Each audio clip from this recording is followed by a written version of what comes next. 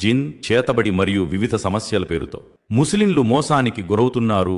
కొంతమంది ఇలా వాదిస్తారు, తమ వద్ద జిన్నాతులు ఉన్నాయని.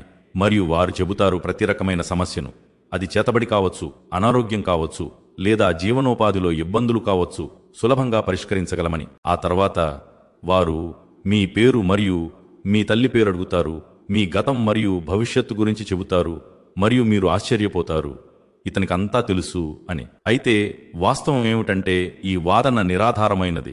ఎందుకంటే అగోచర జ్ఞానం, గైబ్, కేవలం అల్లాహకు మాత్రమే తెలుసు. అల్లాహ్ సెలవిస్తున్నాడు, ఆకాశాలలో మరియు భూమిలో ఏ ఒక్కరూ అగోచర విషయాలను ఎరుగరు అల్లాహ్ తప్ప. మరి అప్పుడు ఈ ప్రజలు అగోచర విషయాలను ఎలా చెబుతున్నారు?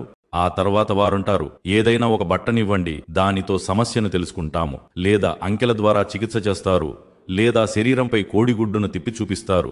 ఇదిగో చేతబడి బయటకొచ్చి దీనిలోకి వచ్చేసింది. సామాన్య ప్రజలు ఇవన్నీ చూసి అనుకుంటారు, ఇదే ధర్మమని మరియు ఇదే సరైన పద్ధతని. ఇదంతా మోసం, వంచన మరియు ఇవి శైతాన్ పద్ధతులు. ఈ ప్రమాదం వైపు అల్లాహ్ మరియు అల్లాహ్ ప్రవక్త సల్లల్లాహు అలైహి వసల్లం స్పష్టంగా హెచ్చరించారు. అల్లాహ్ సెలవిస్తున్నాడు, మనిషి జిన్నాతులతో సంబంధం పెట్టుకున్నప్పుడు వారు అతన్ని మరింత దారి తప్పింపులోకి తీసుకువెళ్తారు. ప్రవక్త సల్లల్లాహు అలైహి వసల్లం సెలవిచ్చారు, ఎవరైతే ఒక జ్యోతిష్యుడు వద్దకు వెళ్లి అతని మాటను నిజమని నమ్ముతాడు, అతను ముహమ్మద్ సల్లల్లాహు అలైహి వసల్లంపై అవతరింపజేయబడిన ధర్మాన్ని తిరస్కరించినట్లే. అంటే అటువంటి వారిని నమ్మడం మనిషి విశ్వాసానికి, ఈమాన్ కు చాలా పెద్ద ప్రమాదం. అందుకే నేడు మనం చూస్తున్నాము, ప్రజలు ఈ వలలో చిక్కుకుని తమ ధనాన్ని కూడా పోగొట్టుకుంటున్నారు, తమ గౌరవాన్ని కూడా, మరియు కొన్నిసార్లు తమ ధర్మాన్ని కూడా. ఇప్పుడు ప్రశ్న ఏమిటంటే, ఒకవేళ నిజంగానే సమస్యలు ఉంటే సరైన మార్గం ఏమిటి? అన్నిటికంటే మొదట మీరు ప్రతి రకమైన షిర్కు, బహుదైవారాధన మరియు బిదత్ను, ధర్మంలో కొత్త పోకడలు వదిలివేయాలి. దీని తర్వాత ఒకవేళ మీకు మీపై చేతబడి, జాదు ఉందననిపిస్తే, లేదా మీరు నిరంతరం అనారోగ్యంతో ఉంటే, అయితే వీటన్నింటికీ చికిత్సదారాలు, తాయెత్తులు, తవీజ్, కడియాలు లేదా టోటకాలలో లేదు. బదులుగా అసలైన చికిత్స అల్లాహ్ స్వయంగా ఖురాన్లో వివరించినదే.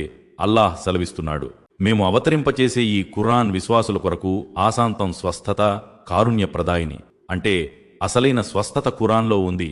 అందుకే ఖురాన్ ద్వారా రుఖ్యా చెయ్యాలి మరియు ప్రవక్త సల్లల్లాహు అలైహి వసల్లం నుండి ధృవీకరించబడిన దువాలు చదవాలి. సూరతుల్ ఫాతిహా చదవండి, ఆయతుల్ కుర్సీ చదవండి, సూరా ఇఖ్లాస్, ఫలక్ మరియు నాస్ చదవండి. మరియు ఏదైనా శారీరక అనారోగ్యం ఉంటే నిపుణులైన వైద్యుని వద్ద చికిత్స చేయించుకోవడం కూడా అవసరం.